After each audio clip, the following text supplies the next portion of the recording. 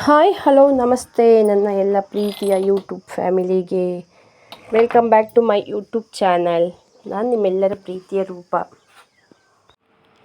ನಾನಿವತ್ತು ರುಚಿಕರವಾಗಿರುವಂಥ ಸಿಂಪಲ್ಲಾಗಿ ಆಗುವಂಥ ಮನೆಯಲ್ಲಿ ಸಿಗುವಂತಹ ಮಜ್ಜಿಗೆಯಿಂದ ಇವತ್ತು ಮಜ್ಜಿಗೆ ಸಾರನ್ನು ಮಾಡ್ತಾಯಿದ್ದೀನಿ.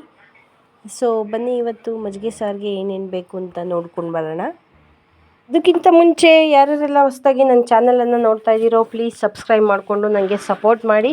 ಹಾಗೆ ನನ್ನ ವೀಡಿಯೋಸ್ ನಿಮಗೆ ಇಷ್ಟ ಆಗ್ತಿದ್ರೆ ಲೈಕ್ ಮಾಡೋದನ್ನು ಮರಿಬೇಡಿ, ಹಾಗೆ ಶೇರ್ ಕೂಡ ಮಾಡಿ. ನೋಡಿ, 1-2 ಲೋಟದಷ್ಟು ಮಜ್ಜಿಗೆ ತೊಗೊಂಬಿಡಿ. ನಾನು 1 ಟೈಮಿಗೆ ಆಗೋಷ್ಟು ಮಾಡ್ತಾಯಿದ್ದೀನಿ. ಹಾಗೆ ಒಂದು ಸಿಂಪಲ್ ಪಾತ್ರೆಯಲ್ಲಿ 1-2 ಲೋಟದಷ್ಟು ಮಜ್ಜಿಗೆ ತೊಗೊತಿದ್ದೀನಿ. ಹಾಗೆ 1-2 ಸ್ಪೂನ್ ಅಕ್ಕಿ ಮತ್ತು ಒಂದು 10-15 ಕಾಳು ಮೆಂತ್ಯವನ್ನು ನೀವು ನೆನೆಸಿಟ್ಕೊಂಡಿರಬೇಕು. ಮುಂಚೆನೇ ಒಂದು ಅರ್ಧ ಗಂಟೆ ಮುಂಚೆ ನೆನೆಸಿಟ್ಕೊಳ್ಳಿ. ಮೆಂತ್ಯ ಮತ್ತು ಅಕ್ಕಿ 1-2 ಸ್ಪೂನ್ ಆದರೆ ಸಾಕಾಗುತ್ತೆ ಅಕ್ಕಿ. ಹಾಗೆ ಅದರ ಜೊತೆ 1 ಸ್ಪೂನಷ್ಟು ಅಚ್ಚ ಖಾರದ ಪುಡಿ ಬೇಕು, ಅಷ್ಟೇ ಸಾಕು, ಜಾಸ್ತಿ ಬೇಡ. ಹಾಗೆ ಒಂದು ಅರ್ಧ ಹೋಳಷ್ಟು ತೆಂಗಿನಕಾಯಿ ತುರಿ, ರುಚಿಗೆ ಉಪ್ಪು, ಹಾಗೆ ಒಂದು ಬಿಡಿಸಿರುವಂತಹ ಬೆಳ್ಳುಳ್ಳಿ, ಹಾಗೆ 1-2 ಸ್ಪೂನು, ಅಂದರೆ ಚಿಕ್ಕ ಸ್ಪೂನ್ ಆದರೆ 1-2 ಸ್ಪೂನು ಜೀರಿಗೆ, ಹಾಗೆ 4-5 ಮೆಣಸು. ಇಷ್ಟು ಸಾಕಾಗುತ್ತೆ ನೋಡಿ. ಇಷ್ಟು ಇಂಗ್ರೀಡಿಯೆಂಟ್ಸು ಬೇಕಾಗುತ್ತೆ ನೋಡಿ. ಇಷ್ಟಾದರೆ ಸಿಂಪಲ್ಲಾಗಿ ಮಜ್ಜಿಗೆ ಸಾರನ್ನು ನಾವು ಮಾಡ್ಕೋಬೋದು 1 ಟೈಮ್ಗೆ. ಓಕೆ, ಈಗ ಏನು ಮಾಡೋಣ ಅಂದರೆ ಒಂದೇ ಒಂದು ಚಿಕ್ಕದು ಮಿಕ್ಸಿ ಜಾರನ್ನು ತೊಗೊಂಬಿಡೋಣ.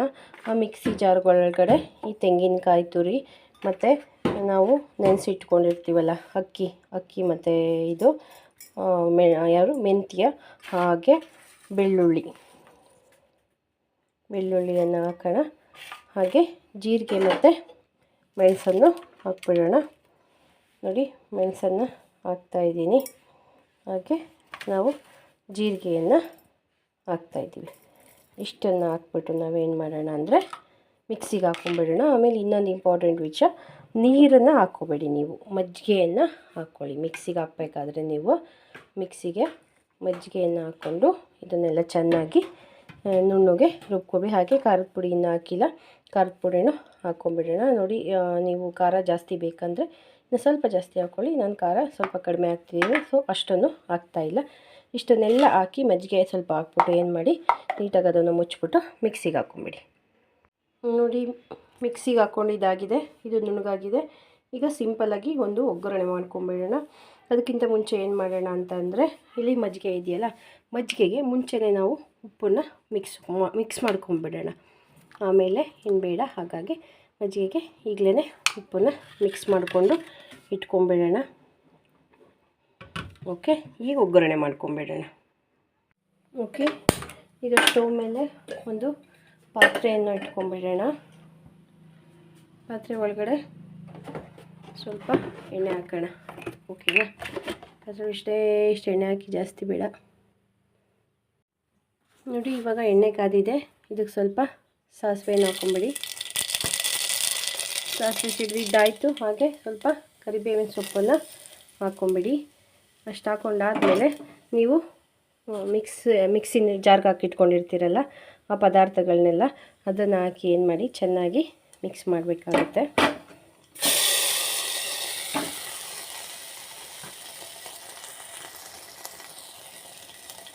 ಎಲ್ಲ ಹಾಕಿ ಚೆನ್ನಾಗಿ ಏನು ಮಾಡಿ ಮಿಕ್ಸ್ ಮಾಡಿ.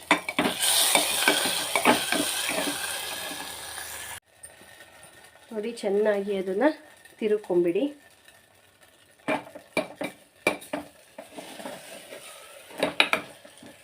ಇಲ್ಲಾಂದರೆ ಸೀದೋಗ್ಬಿಡುತ್ತೆ. ಸೊ ತಿರುತ್ತಾ ಇರಿ, ಚೆನ್ನಾಗಿ. ಸ್ವಲ್ಪ ಅದು ಫ್ರೈ ಆಗೋ ಥರ ಇರಬೇಕು, ಸ್ವಲ್ಪ ಫ್ರೈ ಆಗಬೇಕು. ಹಾಗಾಗಿ ಅದನ್ನು ಚೆನ್ನಾಗಿ ತಿರುಕೊಂಬಿಡಿ.